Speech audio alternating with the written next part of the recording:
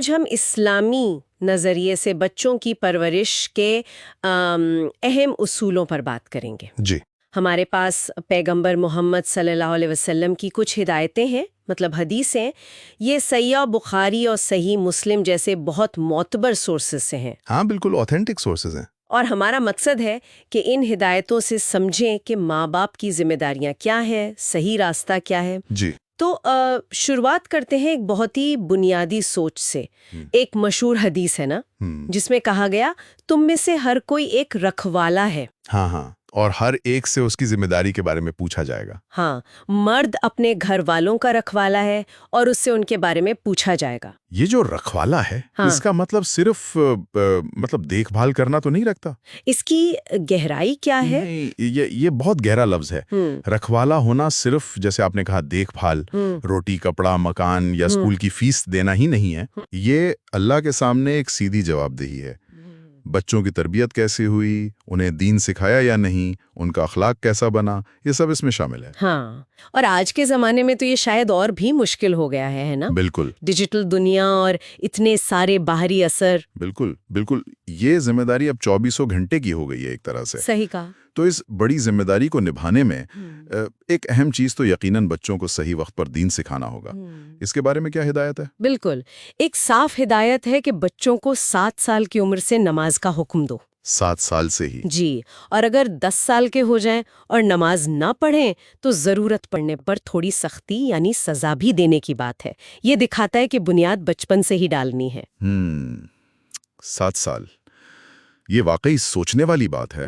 مطلب بہت چھوٹی عمر سے ہی اچھی عادتیں، خاص کر عبادتوں کی طرف ان کو لانا اور اس میں صبر سے لگے رہنا ضروری ہے۔ مسلسل کوشش، مطلب کنسسٹنسی، یہ بہت ضروری ہے۔ بچپن کی عادتیں پکی ہوتی ہیں، لیکن یہ بھی یاد رکھنا ہے کہ تعلیم اور تربیت میں وہ کیا ہے، سختی سے زیادہ شفقت یعنی پیار اور نرمی کا پہلو غالب رہے۔ پیار اور نرمی کی بات آئی تو مجھے ایک واقعہ یاد آ رہا ہے۔ ایک صاحب نے نبی صلی اللہ علیہ وسلم سے کہا تھا نا کہ میرے 10 بچے ہیں، میں نے تو کبھی کسی کو پیار سے چوما بھی نہیں۔ ہاں ہاں بالکل۔ اور اس پر آپ کا جواب تھا، جو رحم نہیں کرتا اس پر رحم نہیں کیا جاتا۔ کتنی سیدھی مگر کتنی گہری بات ہے۔ بے شک، محبت، شفقت جسے ہم کرونا کہہ سکتے ہیں، اور بچوں سے لگاؤ جتانا، یہ اسلامی تربیت کا ایک اٹوٹ حصہ ہے۔ بچوں کو یہ محسوس ہونا چاہیے کہ ان سے پیار کیا جاتا ہے، وہ محفوظ ہیں۔ اور اسی پیار جتانے کے ساتھ ایک اور چیز جڑی ہے، شاید بچوں کے بیچ برابری کرنا۔ برابری، انصاف۔ ہاں بالکل، یہ بہت اہم نکتہ ہے۔ اکثر انجانے میں ماں باپ کسی ایک بچے کی طرف زیادہ جھک جاتے ہیں۔ ہو جاتا ہے جی، لیکن حدیث میں اس کے لیے صاف حکم ہے، اللہ سے ڈرو اور اپنے بچوں کے درمیان انصاف کرو۔ انصاف مطلب صرف تحفوں میں یا نہیں، صرف تحفوں میں نہیں، بلکہ توجہ دینے میں، ان کے ساتھ وقت گزارنے میں، یہاں تک کہ اگر کسی بات پر ٹوکنا یا سزا دینی ہے اس میں بھی برابری ہونی چاہیے۔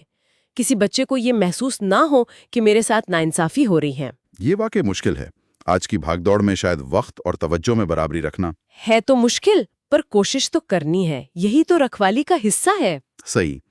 اچھا، اور اسی تربیت اور رہنمائی میں قرآن کی تعلیم کا کیا رول بتایا گیا ہے؟ قرآن سیکھنے سکھانے کو تو بہترین کاموں میں گنا گیا ہے۔ ایک حدیث ہے، تم میں سب سے بہتر وہ ہے جو قرآن سیکھے اور سکھائے۔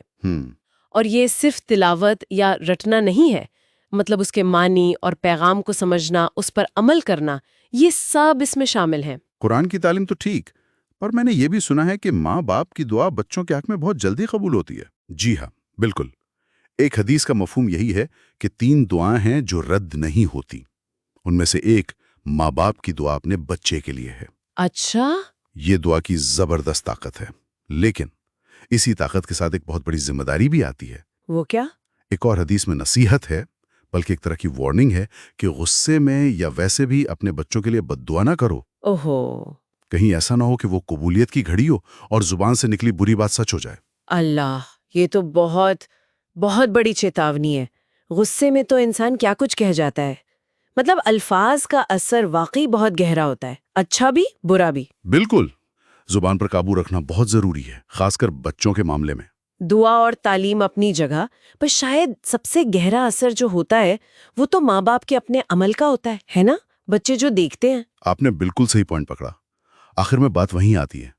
एक हदीस है ना कि अल्लाह को वो अमल सबसे ज्यादा पसंद है जो हमेशा किया जाए, चाहे थोड़ा ही क्यों ना हो। हाँ, कंसिस्टेंसी वाली बात। जी, ये सीधा इशारा है कि बच्चों के लिए बेहतरीन नसीहत माँ बाप का अपना किरदार, अपना अमल है।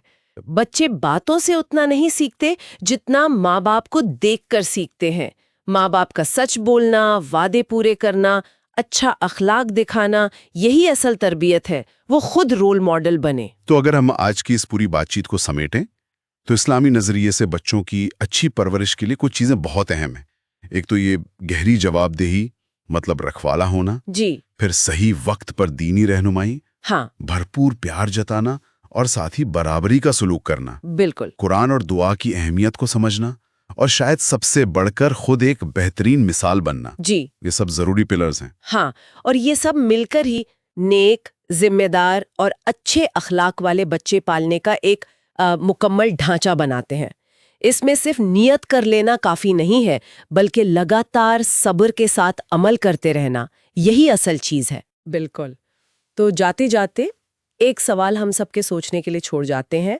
परवरिश में कभी कभार किए जाने वाले बड़े बड़े काम या महंगी चीजें देना, इनके मुकाबले रोजमर्रा के वो छोटे छोटे लेकिन लगातार किए जाने वाले अच्छे काम, जैसे शायद प्यार से बात कर लेना, सच बोलना, बच्चों के साथ बस थोड़ा सा क्वालिटी टाइम गुजारना, इनका असर कितना ज्यादा गहरा और देर तक रहने वाला हो सकता है, इस पर गौर जरूर कीजिएगा।